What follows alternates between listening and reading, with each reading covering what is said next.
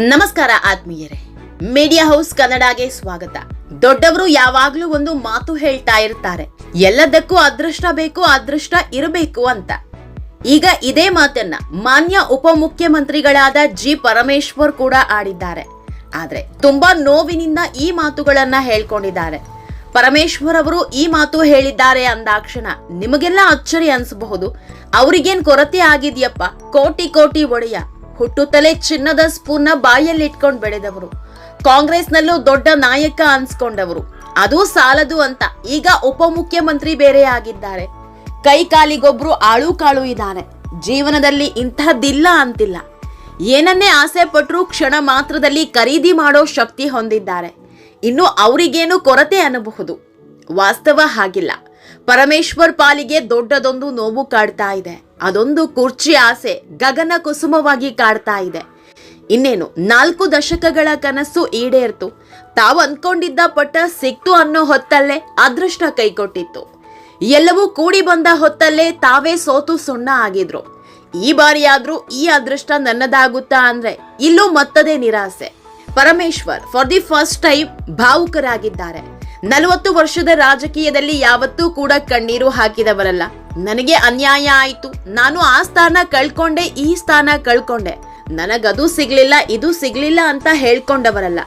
ಆದ್ರೆ ಅದ್ಯಾಕೋ ಗೊತ್ತಿಲ್ಲ, ಅದೇನನ್ನಿಸ್ತೋ ಗೊತ್ತಿಲ್ಲ, ತಮ್ಮ ಮನಸ್ಸಲ್ಲಿದ್ದ ನೋವನ್ನೆಲ್ಲ ಹೊರ ಹಾಕಿದ್ದಾರೆ. ರಾಜ್ಯ ರಾಜಕೀಯದಲ್ಲಿ ಪರಮೇಶ್ವರ್ ಆಡಿದ ಮಾತುಗಳು ದೊಡ್ಡ ಸಂಚಲನ ಮೂಡಿಸ್ತಿದೆ. ಇದೆಲ್ಲದ್ರ ಬಗ್ಗೆ ಇವತ್ತಿನ ವಿಡಿಯೋದಲ್ಲಿ ಹೇಳ್ತಾ ಹೋಗ್ತೀವಿ. ಅದಕ್ಕೂ ಮೊದಲು ನೀವಿನ್ನೂ ನಮ್ಮ ಚಾನೆಲ್ನ ಸಬ್ಸ್ಕ್ರೈಬ್ ಮಾಡಿಲ್ಲ ಅಂದ್ರೆ ಮಿಸ್ ಮಾಡಬೇಡಿ, ಈಗಲೇ ಸಬ್ಸ್ಕ್ರೈಬ್ ಮಾಡಿ. ಈ ವಿಡಿಯೋನ ಕೊನೆವರೆಗೂ ನೋಡಿ, ನಿಮ್ಮ ಅನಿಸಿಕೆಗಳನ್ನ ಕಾಮೆಂಟ್ ಮಾಡಿ. ಆತ್ಮೀಯರೇ, ಪರಮೇಶ್ವರ್ ಒಂಥರ ಕಾಂಗ್ರೆಸ್ ಪಾಲಿನ ಕರ್ಣ ಇದ್ದಂತೆ. ಈ ಮಾತನ್ನ ಯಾಕೆ ಹೇಳಿದ್ವಿ ಅನ್ನೋದು ಮುಂದೆ ನಿಮಗೆ ಗೊತ್ತಾಗುತ್ತೆ. ಇವರ ಕರ್ಣನ ಕತೆ ಹೇಳೋದಿಕ್ಕೂ ಮೊದಲು ಸಣ್ಣದಾಗಿ ಇವರ ಬಗ್ಗೆ ಒಂದಿಷ್ಟು ಇಂಟ್ರೆಸ್ಟಿಂಗ್ ವಿಷಯಗಳನ್ನ ಹೇಳ್ಬಿಡ್ತೀವಿ. ಜಿ ಪರಮೇಶ್ವರ್ ಅಂದ್ರೆ ಗಂಗಾಧರಯ್ಯ ಪರಮೇಶ್ವರ್ ಹುಟ್ಟಿದ್ದು 1951 ಆಗಸ್ಟ್ 6 ತುಮಕೂರು ತಾಲೂಕಿನ ಗೊಲ್ಲಳ್ಳಿಯಲ್ಲಿ. ತಂದೆ ಗಂಗಾಧರಯ್ಯ, ತಾಯಿ ಗಂಗಾಮಾಳಮ್ಮ.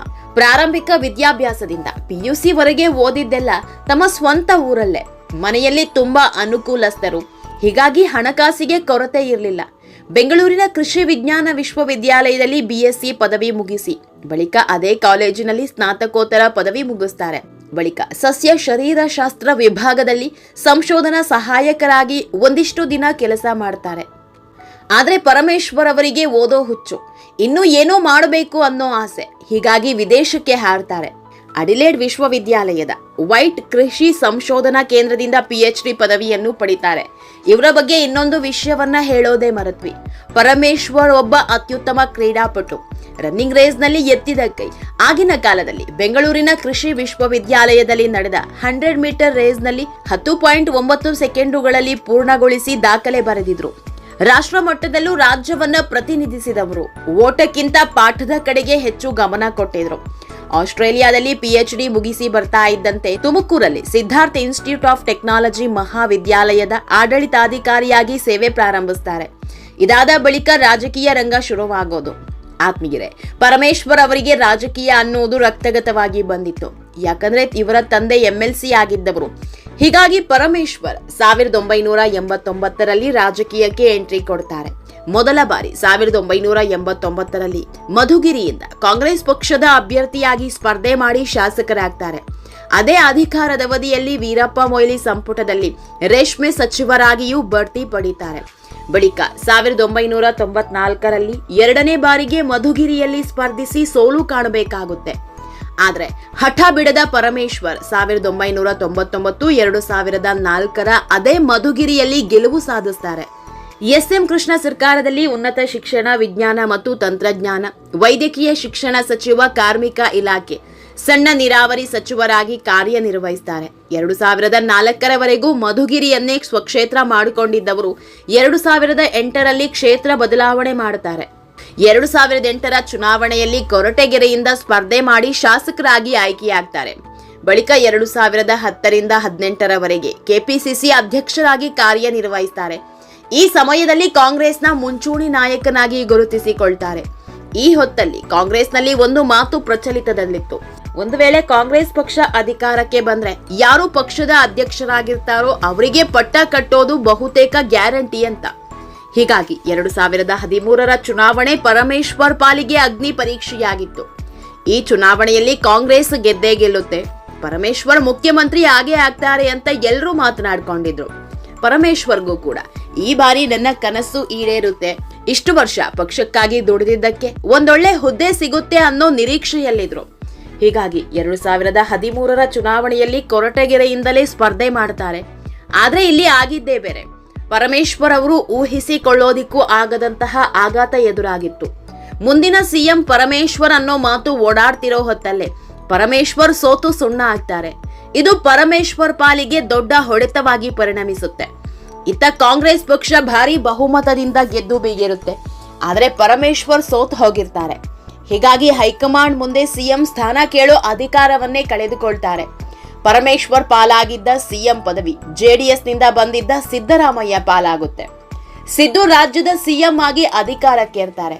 ಆದ್ರೆ ಪರಮೇಶ್ವರ್ ಪಕ್ಷಕ್ಕಾಗಿ ತುಂಬಾ ಶ್ರಮ ಹಾಕಿದ್ರು. ಇದನ್ನ ಕಂಡಿದ್ದ ಹೈಕಮಾಂಡ್ ನಾಯಕರು 2014ರಲ್ಲಿ ವಿಧಾನ ಪರಿಷತ್ ಸದಸ್ಯರಾಗಿ ಆಯ್ಕೆ ಮಾಡಿ ಸಿದ್ದರಾಮಯ್ಯ ಸರ್ಕಾರದಲ್ಲಿ ಗೃಹ ಸಚಿವ ಸ್ಥಾನ ಕೊಡ್ತಾರೆ.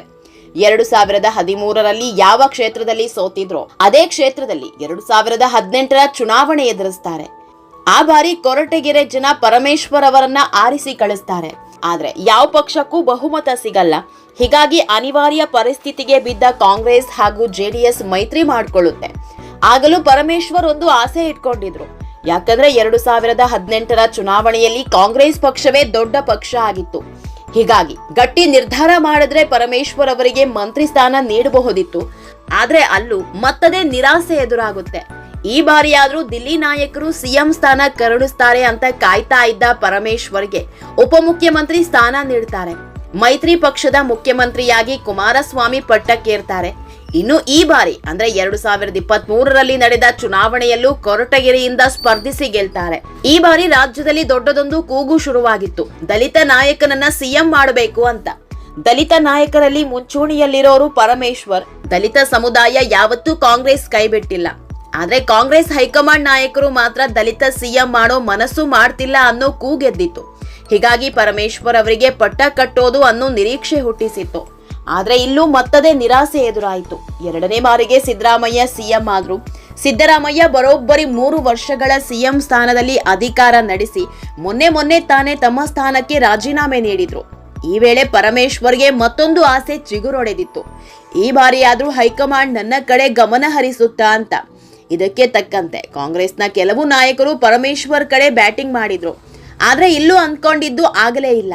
ಒಟ್ಟು 7 ಬಾರಿ ಚುನಾವಣೆಯಲ್ಲಿ ಸ್ಪರ್ಧಿಸಿ 5 ಬಾರಿ ಶಾಸಕರಾಗಿ ಆಯ್ಕೆಯಾದ ಪರಮೇಶ್ವರ್ಗೆ ಸಿಎಂ ಸ್ಥಾನ ಅನ್ನೋದು ಗಗನ ಕುಸುಮವಾಗೇ ಹೋಯಿತು. ಹೀಗಾಗಿ ಪರಮೇಶ್ವರ್ ಕಣ್ಣೀರು ಹಾಕಿರೋದು. ತುಮಕೂರಲ್ಲಿ ತಮ್ಮ ಕಾಲೇಜು ಸಿಬ್ಬಂದಿ ಮುಂದೆ ಮಾತನಾಡಿದ ಪರಮೇಶ್ವರ್ ತಮ್ಮ ದುಃಖವನ್ನ ಹೊರಹಾಕಿದ್ದಾರೆ. ಒಂದಲ್ಲ ಎರಡಲ್ಲ 3 ಬಾರಿ ಸಿಎಂ ಸ್ಥಾನ ನನ್ನಿಂದ ಕೈತಪ್ಪಿದೆ. 2013ರಲ್ಲಿ ನಾನು ಸೋಲು ಕಂಡಿದ್ರಿಂದ ಸಿದ್ದರಾಮಯ್ಯ ಸಿಎಂ ಆದ್ರು. ಬಹುಶಃ ನಾನ್ ಗೆದ್ದಿದ್ರೆ ಸಿದ್ದರಾಮಯ್ಯ ಸಿಎಂ ಆಗ್ತಿರ್ಲಿಲ್ಲ. ನಂತರ ಸಮ್ಮಿಶ್ರ ಸರ್ಕಾರದಲ್ಲೂ ಸಿಎಂ ಸ್ಥಾನ ನನ್ನಿಂದ ಕೈತಪ್ಪಿ ಹೋಯಿತು. ಈ ಬಾರಿಯೂ ಸಿಎಂ ಸ್ಥಾನಕ್ಕೆ ಪ್ರಯತ್ನ ಮಾಡಿದ್ದೆ. ಕಾರಣಾಂತರಗಳಿಂದ ಈಗಲೂ ಸಿಎಂ ಆಗಲಿಲ್ಲ. 40 ವರ್ಷಗಳಿಂದ ರಾಜಕೀಯದಲ್ಲಿದ್ದೇನೆ, ಆದ್ರೆ ಸಿಎಂ ಆಗೋದಕ್ಕೆ ಆಗ್ಲಿಲ್ಲ ಅಂತ ಕಣ್ಣೀರ್ ಹಾಕಿದ್ದಾರೆ. ಈಗ ನೀವೇ ಹೇಳಿ, ಪರಮೇಶ್ವರ್ ಕಾಂಗ್ರೆಸ್ ಪಾಲಿನ ಕರ್ಣ ಹೌದಾ ಅಲ್ವಾ? ಆತ್ಮೀಯರೇ, ಈ ವಿಡಿಯೋ ನಿಮಗೆ ಇಷ್ಟವಾದಲ್ಲಿ ಲೈಕ್ ಮಾಡಿ, ಶೇರ್ ಮಾಡಿ, ಕಾಮೆಂಟ್ ಮಾಡಿ. ಇನ್ನೂ ನಮ್ಮ ಚಾನೆಲ್ನ ಸಬ್ಸ್ಕ್ರೈಬ್ ಮಾಡಿಲ್ಲ ಅಂದ್ರೆ ಮಿಸ್ ಮಾಡಬೇಡಿ, ಈಗಲೇ ಸಬ್ಸ್ಕ್ರೈಬ್ ಮಾಡಿ.